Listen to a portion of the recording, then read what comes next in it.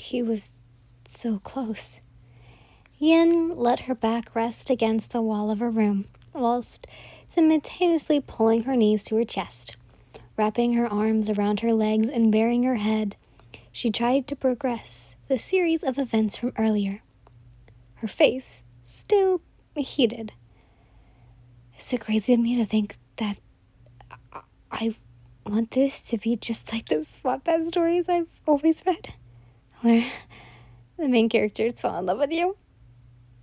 Where Muzan, clearing her throat and squeezing her eyes shut a bit tighter at even thinking such thoughts, she then kept telling herself that everything was going to be, well, she wanted to say everything was going to be okay, but she mostly hoped that it would never happen. She was facing immortal beings who had discarded such emotions years ago, meaning there was no way to retain of any of their humanity. For Muzan, the first demon, and the progressor of all of them, Yin knew that such emotions were useless to him, as he'd never let anyone or anything get in the way of obtaining a way to walk in the sun, of obtaining a perfect body. Letting her check the rest of her knee, she told herself that even though she wished to have a stunning and sweeping romance-like story in those books, it would never happen. She knew, and yet she still hoped. Shaking her head quietly to the point where her hair whipped her face a little, Yin jumped back onto her futon and buried herself under the covers in a fetal-like position. She squeezed her body tighter in that position so that everything around her was warm, wanting nothing more than to fall asleep so that her mind wouldn't be swarmed with any more confusing questions. There's no use in thinking about it. There's no use. After a solid half hour of restless tossing and turning, Yin did finally fall asleep. Unfortunately, time seemed to fly by in a snap, for the next time she woke up, Muzan was standing right above her. And although she had been sleeping for a few hours, it had felt as if no time had passed at all. Hurriedly standing up, Yin peeked at him through her lashes, finding that he seemed unaffected by the strange immense from previous night. I see that you're awake, he stated, his red eyes holding her gaze even though she kept constantly looking anywhere but him. Yeah, thanks for letting me sleep, I guess, she muttered in reply. He narrowed his eyes a bit at her lust-locking answer, but brushed it off as he said, You being awake is convenient for me, actually. I have decided to postpone your training. At least for a bit of a time being. Because I've started to notice a smell. Heat bloomed on Yin's cheeks immediately in humiliation. Shit! Don't be too concerned, Muzan further commented, noticing her reaction with lacing his hands behind his back.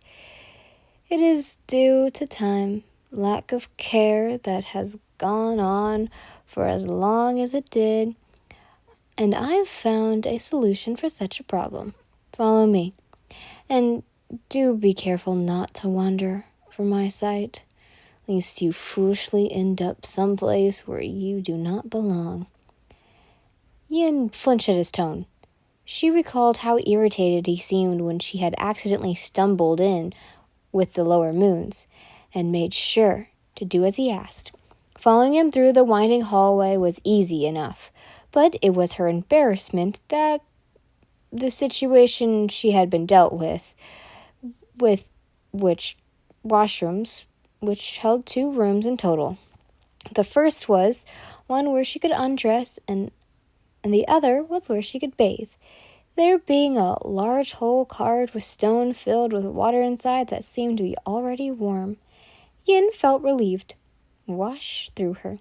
Oh wow, this is literally heaven. Glancing up at Muzan, she fidgeted as she waited for him to exit and give her some privacy. Yet, he did never, instead continuing to stare down at her patiently. She took a hesitant step backwards, finding his unwavering stare unnerving. He doesn't think he gets to stay in here with me, does he? Hurry up, bathe, Muzan then commented as he sat down on one of the wooden stools within the room and crossed his arms, his red eye lit with annoyance. If you think I'm going to leave you here unsupervised, you are sorely mistaken. The last time I did that, I had killed one of my lower moods. Yin did pant. He thinks that's my fault? Grumbling to herself, not at all keen in letting Muzan see her body, she grabbed a towel from nearby and wrapped it partially around herself so he would not be able to watch her undress. Finally, when she was fully stripped with the towel firmly around her, she entered the warm water and instantly felt the tense muscles relax. It seemed like layers of dirt and grime were washed away as she used a washcloth and bar of soap to wipe away at her skin. Then, using essential oils and soap to wash her hair, something she assumed had become oily. She sighed in content. Heaven. Literally. Well, sliding her gaze to the side of her eyes, Yin could see Muzan was still watching her intently, rather disturbingly so, that she had turned her back to him to feel at least a sentiment of comfort. It would be better if he was not here. It seems you have something to say to me. Muzan's voice ran out, and Yin instantly cursed herself for letting him notice her glances. Why don't you speak to me what you want? You've already done so many times before. She cringed. This guy. I just don't want you here while I wash up, that's all. She spoke honestly as she further wrapped her towel around her. And why is that? Yin almost let out a groan. Does he really not get it? It's common decency to let a woman, no, anyone, be alone while they bathe. Yet you stay here even though it's obvious I'm uncomfortable with it. She rolled her eyes even though he could not see her doing so. I'm not a child. I won't wander around like before since I know what will happen if I do. Besides, why would you even want to be around me, a human which you despise so clearly? As Yin talked, she didn't notice Muzan stand from a stool he was sitting in, nor did she notice him approach her half-submerged form. She only notioned when tilting her head back due to his silence, suddenly meeting his seemingly glowing eyes. Despise you? He smiled, running a hand down her cheek. How could I despise what is mine? It's time for Toagawa Era's Secret. Muzan quite enjoys Yin's reactions, whatever they may be.